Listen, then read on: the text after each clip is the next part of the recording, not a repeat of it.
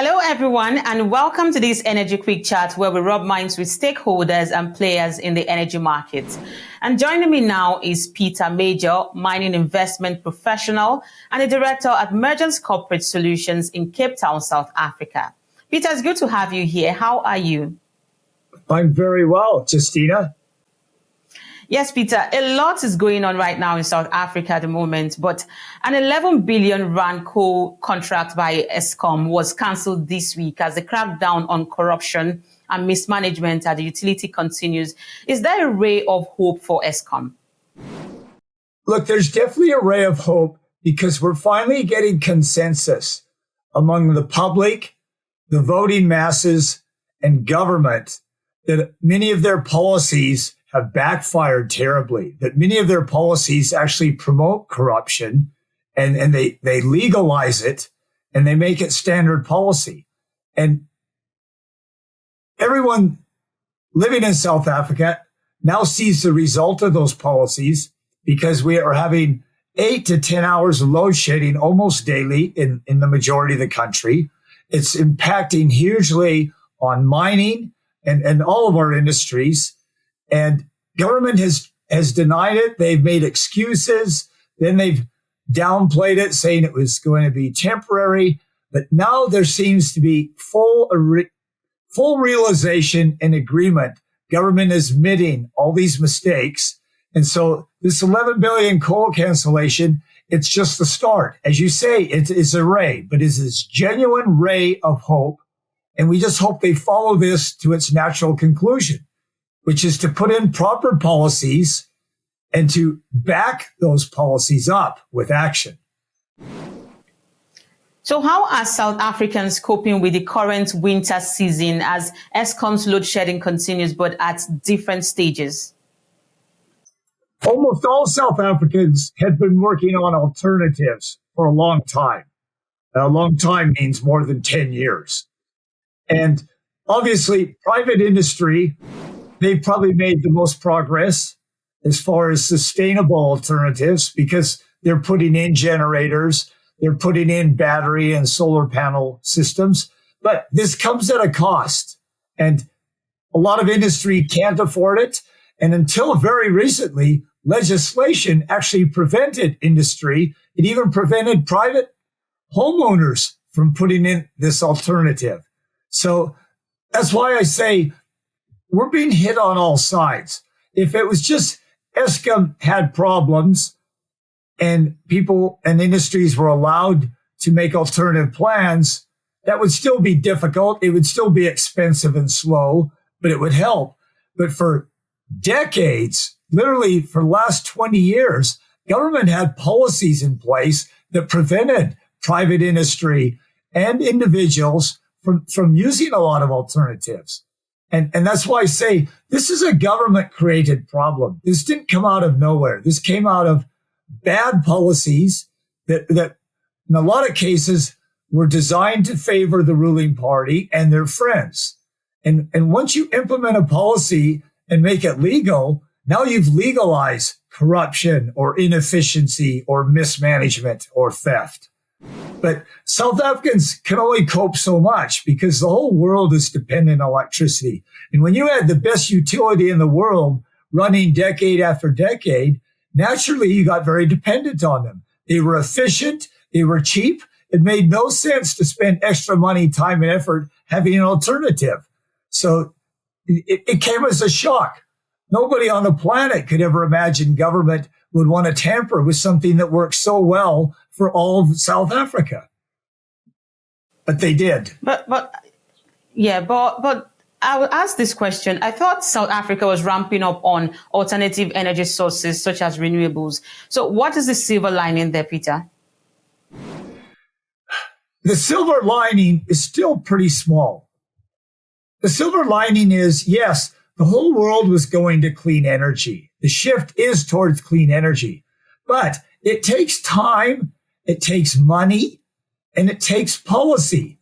And South Africa doesn't have any of those three. We don't have time because Eskom isn't even producing at 55, 60% of its design capacity. So we don't have time to dance around this. We don't have the money. Eskom has 400 billion debt. And even if government's taking on half of that, it still has 200 billion debt at high interest rates. And Eskom needs probably 400 to 800 billion to be implementing policies that will allow a lot of its production to be clean, to implement policies to clean up its dirtiest plants that are still running, to implement spending in capex to just keep its newer power plants running. So we don't have the policies yet in place. We're only slowly realizing and acting upon bad policies. The government is way behind the curve on this, and they've got to speed up. And yes, we took off the cap for private industry. They can now generate all they want. But geez, you can't just take off the cap and private industry start spending the hundreds of billions needed. This cap should never have existed.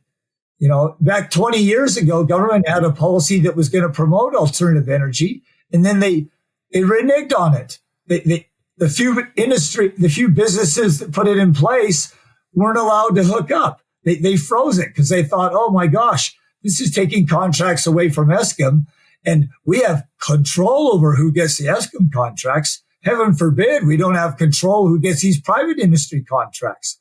So it's government's obsession with control that has led to the state that we're in now. Now, with all of these issues, Peter, what's your outlook on SA's energy sector for the rest of 2023, and how would it impact key sectors like mining? Oh boy, they hit mining right square in the face, right here on the nose. Mining's responsible for 15% of Eskom's electricity generation. And if you add in the smelters and refineries, some experts say mining's responsible for 30%. Now, if almost a third of your clients are mining, you'd better take care of them, because mining is one of the best clients for paying on time and for using all the electricity you generate instead of a lot of the private citizenry of South Africa. A lot of the municipalities are not paying their bills. So you better treat your best client good. Yet that hasn't happened. And that's led to decreases in mining production. The platinum industry is a good case. South Africa supplies maybe 70% of world platinum production. And it's estimated that that's going to be hit by at least 20% fall, if not 25% fall. They're talking 800,000 ounces loss in production in the next 12 months. And that's huge. We're only producing probably not even 5 million ounces. So if we're going to lose almost 1 million ounces, and if you're losing platinum production, that means you're losing palladium production. You're losing rhodium production. It's devastating. So it's killed the growth in the platinum sector. It's hurt the production of the existing producers. It's stifled the chance of new producers. It's just the rest of industry, I would say at least 10% down because of these, at least 10% fall in production. And that's some huge fall. It is, and it means no growth as well. So it means essentially South Africa's industry is dying.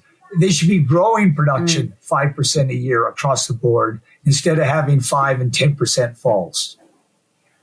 Right. I guess we'll leave that there, Peter. Thank you so much for those insights, and it's great to catch up with you again. We look forward to speaking to you once again soon. Thank you very much for your time, Justina. It's always a pleasure speaking with you.